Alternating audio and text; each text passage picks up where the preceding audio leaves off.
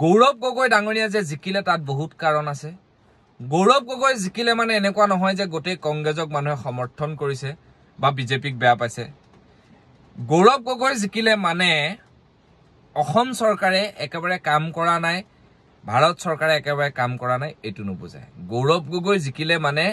শিক্ষিত মানুহে পৰিচয় দিলে যে এজন ভোটাৰ কেনেকুৱা হ'ব লাগে বা আমাৰ যিসকলে ফেসবুকত লিখি থাকে বা যিসকলে ভিডিও কন্টেন্ট ক্ৰিয়েট কৰি থাকে বা আমাৰ দৰে যিবিলাক ভিডিও বনাই থাকে তেওঁলোকে গৌৰৱ গগৈক যথেষ্ট সহায় কৰিলে আৰু গৌৰৱ গগৈ কেইটামান সৰু সৰু কাৰণত তেওঁ জিকি গল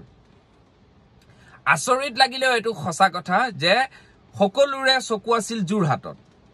গৌৰৱ গগৈ জিকিলে মানে এনেকুৱা নহয় যে অসমৰ মুখ্যমন্ত্ৰী ডাঙৰীয়া কাম কৰা নাই যথেষ্ট কাম কৰিছে এটো আপুনি না ক'ব নোৱাৰে কিন্তু এটা মেইন কথাটো হ'ল ভিডিওটো সম্পূৰ্ণ চাই পেলাই মতামত দিব যে গৌৰৱ গগৈ ডাঙৰীয়া প্ৰথম খেলা কথা আছিল নগাঁৱত কিন্তু তেওঁ নেখেলিলে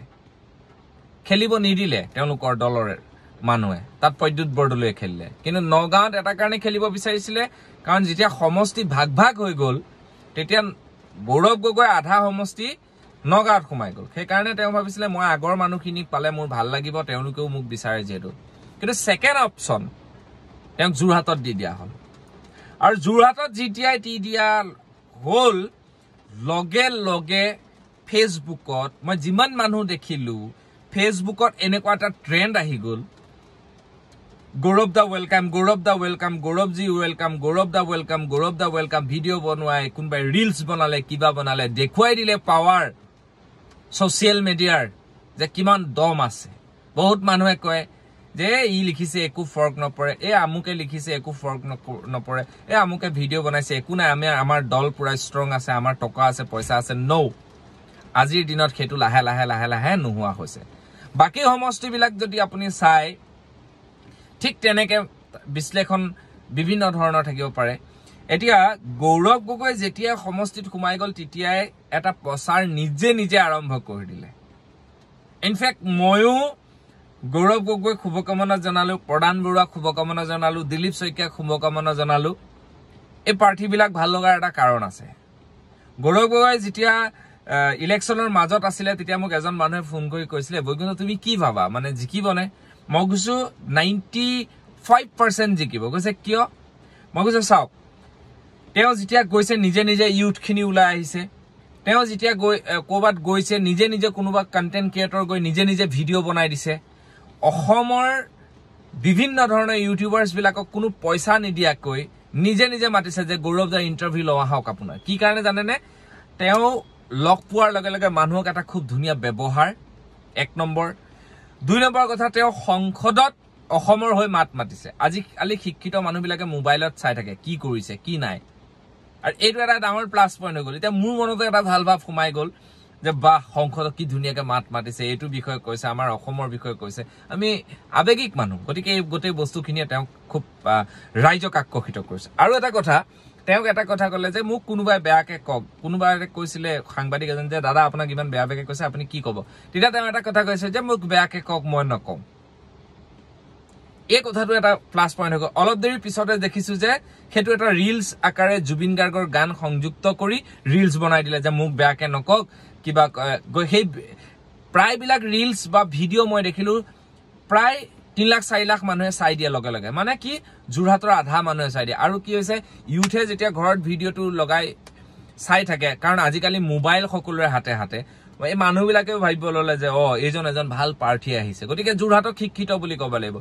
আনফালে প্ৰদান বৰুৱাই লখিমপুৰত পৰা জিকিছে তেওঁ সংসদত বহুত মাত নামাতে যদিও তেওঁ কিন্তু সমষ্টি ভিত্তিক কাম কৰে যথেষ্ট কাম কৰিছে মই বিভিন্ন মানুহক খুদিছো প্ৰদান বৰুৱাক দিব জানো মাতেই নামাতে দেখুনতে তেতিয়া এটা কথা উত্তৰ দিছিলে যে তেওঁ এনেকুৱা কাম কৰিছে আমাৰ এমপি জন ভাল মই তেতিয়া নিশ্চিত হলো যে প্ৰদান বৰুৱাই সমষ্টি ভিত্তিক কাম কৰি আছে এটা কথাটো হল যেতিয়াই লংকালে গুছি যায় তেতিয়া ৰাৱণৰ চৰিত্ৰ এটা খুব ধুনীয়াকে প্ৰকাশ পায় সকলোৰে ক্ষেত্ৰত কিছু কিছু নাপায় এতিয়া আপুনি মানৱ ডেকাৰ কথা কক আপুনি সমষ্টি ভিত্তিত কিবা কাম লৈ গলে সমষ্টি কিবা অসুবিধা হোৱালে তেওঁ লগে লগে যায় তেওঁ লগে লগে কমপ্লিট কৰি দিয়ে গতিকে তেনেকুৱা এজন প্ৰাৰ্থীক তেওঁ যিয়ে নহওক তেওঁ ব্যক্তিগত যি নাথাকক যি নহওক সেই সমষ্টিৰ মানুহে কিন্তু মানৱ ডেকাকে কাইলে ভোট দিব কিয় দিব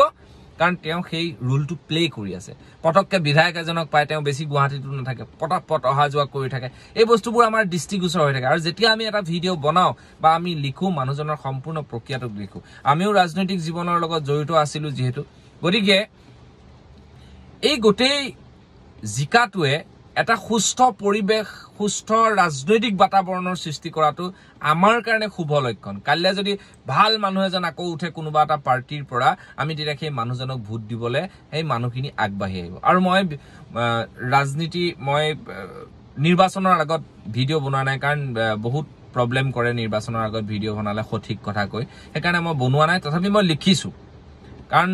ভিডিঅ'টো বনাই দিয়াৰ লগে লগে মোৰ গোটেই পেজটো অলপ খেলিমেলি কৰি দিয়ে বিভিন্ন প্ৰকাৰে গতিকে মই লিখিছো যে মই গৌৰৱ গগৈক সমৰ্থন কৰিছো যোৰহাটৰ পৰা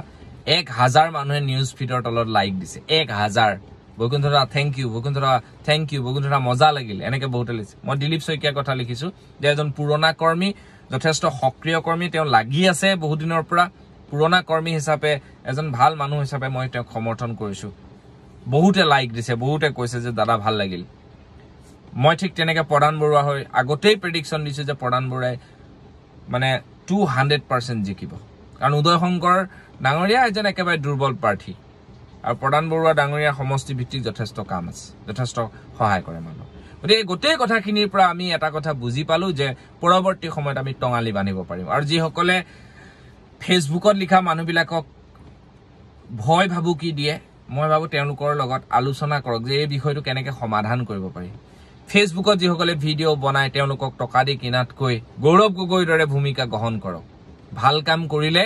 মই নিজে কৈ আছো আজিৰ ডেটত যে অসমত ভাল কাম বহুত হৈছে মিছা কথা কোৱা নাই আগৰ চৰকাৰ তুলনাত এই চৰকাৰে যথেষ্ট কাম কৰিছে ইয়াক আপুনি কোনো কাৰণতে না ক'ব নোৱাৰে এইবিলাক এনে ধোৱত নাযাব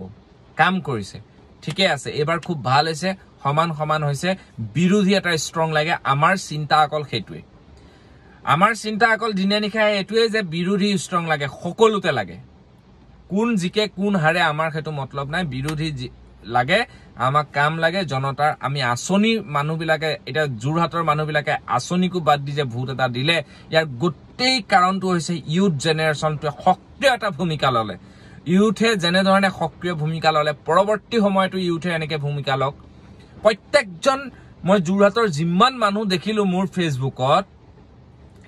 99% গৌৰৱ গগৈক সমৰ্থন কৰি কৰি পোষ্ট দিয়া আৰম্ভ কৰিছিল গতিকে গাঁও গাঁও তক গলি গলি তক